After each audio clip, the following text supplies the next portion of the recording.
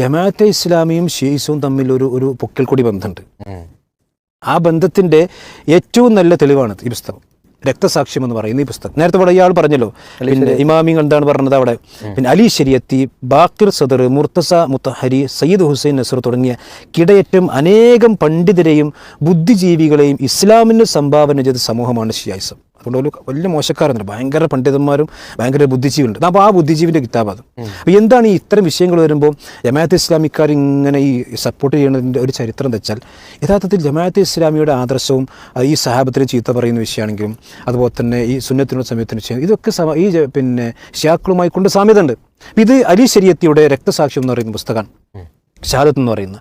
ഈ അലി ശരിയത്ത് എന്ന് പറഞ്ഞത് പിന്നെ റസൂലുള്ളാഹി സ്വല്ലല്ലാഹു അലൈഹി വസല്ലമയുടെ സഹാബത്തിനെ ചീത്ത പറഞ്ഞ വ്യക്തിയാണ്.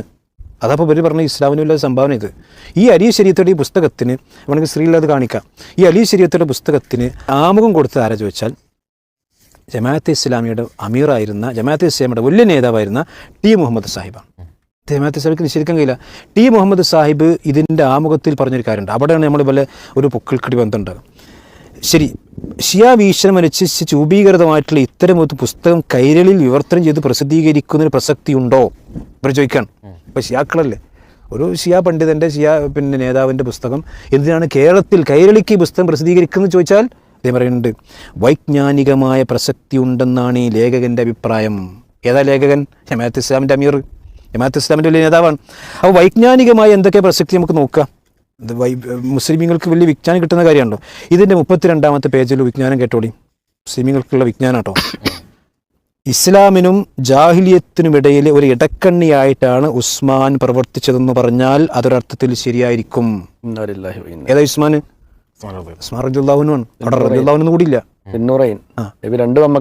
സ്വർഗമുണ്ടെന്ന് മുത്തനബി തന്റെ നാവ് കൊണ്ട് വഹയിന്റെ അടിസ്ഥാനത്തിൽ പറഞ്ഞ ആ പ്രവാചകന്റെ മരുമകനായ മുസ്ലിമീങ്ങളുടെ നേതാവായ ഉസ്മാൻ റളിയല്ലാഹു അൻഹുവിനെ പറ്റി പറയാണ്, ഒരു ജാഹിലിയത്തിനും ഇടക്കുള്ള വെൽഡിങ്ങിന്റെ ഒരു ഇടക്കണ്ണിയാണ്.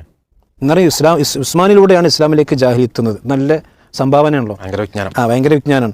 ഇനി 51-ാമത്തെ പേജിൽ അബൂ ഹുറൈറ റളിയല്ലാഹു, ഇതിന് 50-ാമത്തെ പേജ് ഞാൻ വായിക്കാം, സമയപരിധിയിൽ വായിക്കണം. 50-ാമത്തെ പേജിൽ അബൂ ഹുറൈറ റളിയല്ലാഹു അൻഹു പിന്നെ എന്താ പറയുക, ഹദീസ് റിവായത്ത് ചെയ്യാൻ പണം വാങ്ങി എന്ന് പറയുന്ന ഷിയാന്റെ പുസ്തകം മലയാളത്തിൽ പ്രസിദ്ധീകരിച്ച് ജമാഅത്തെ ഇസ്ലാമിൻ്റെ ആശീർവാദത്തോടെയാണ് അബ്ദുല്ലാഹി ഇബ്നു ഉമർ റളിയല്ലാഹു അൻഹു ആക്ഷേപിക്കുന്ന 38-ാമത്തെ പേജിൽ.